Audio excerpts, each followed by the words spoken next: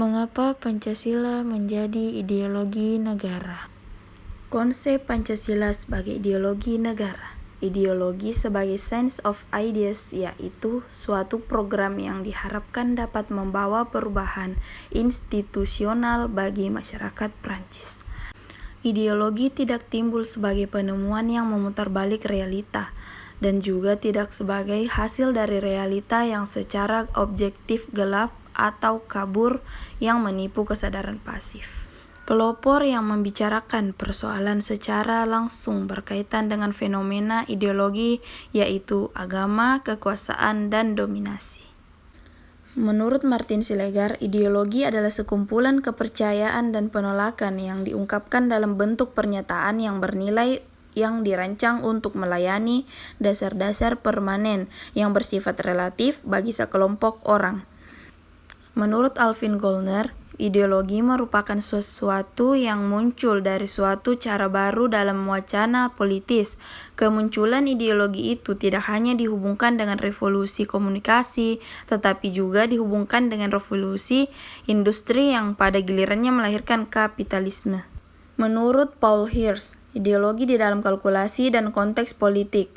Hirsch menegaskan bahwa ideologi merupakan suatu sistem gagasan politis yang dapat digunakan dalam perhitungan politis.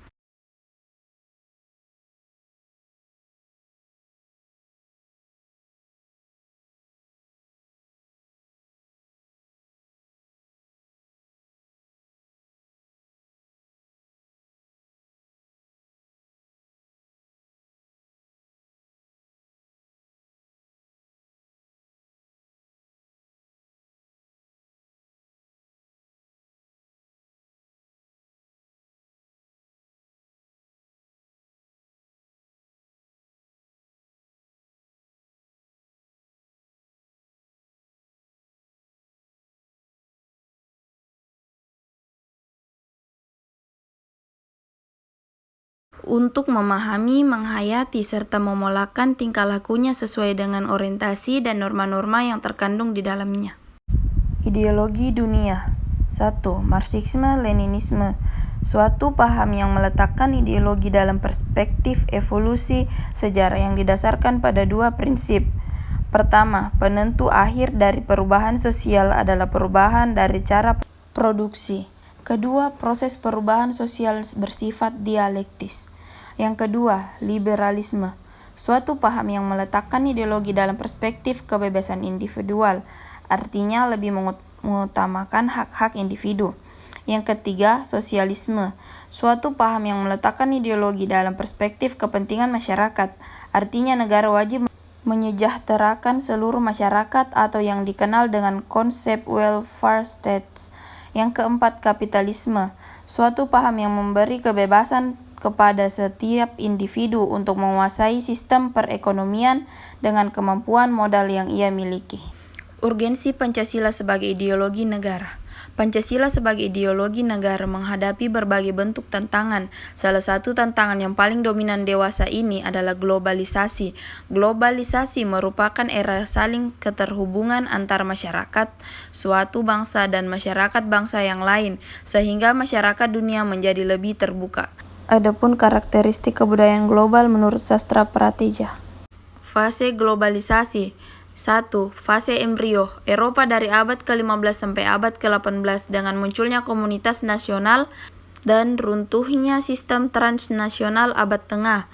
Yang kedua, fase pertumbuhan yang meliputi abad ke-18 dengan ciri pergeseran kepada gagasan negara kesatuan, kristalisasi konsep hubungan internasional, standarisasi konsep kewarganegaraan.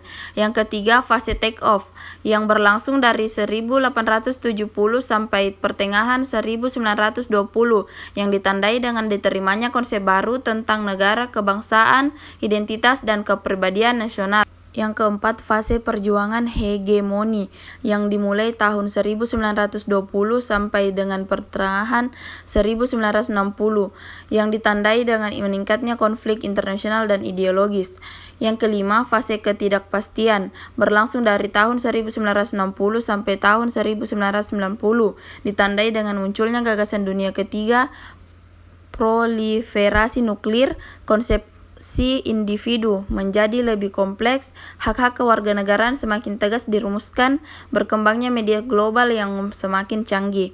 Yang terakhir, fase kebudayaan global. Fase ini ditandai oleh perubahan radikal di Eropa Timur dan Uni Soviet, yaitu runtuhnya dominasi komunisme di beberapa negara, berakhirnya Perang Dingin, dan melemahnya konfrontasi ideologi.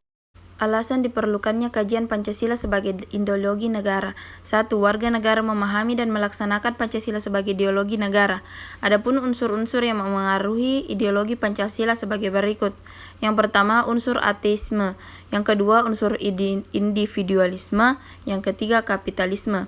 Pancasila sebagai ideologi juga menghadapi tantangan dari sikap dan perilaku kehidupan yang menyimpang dari norma-norma masyarakat umum. Tantangan itu meliputi antara lain terorisme dan narkoba. 2. Penyelenggara negara memahami dan melaksanakan Pancasila sebagai ideologi negara.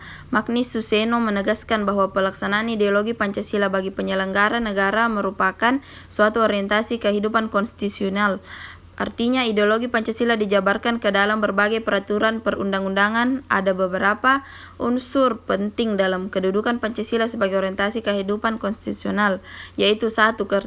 Kesediaan untuk saling menghargai dalam kekhasan masing-masing. Yang kedua, aktualisasi 5 sila Pancasila, artinya sila-sila dilaksanakan dalam kehidupan bernegara. Sumber historis Pancasila sebagai ideologi negara menurut 6 presiden Indonesia. Kemudian sumber sosiologis Pancasila sebagai ideologi negara.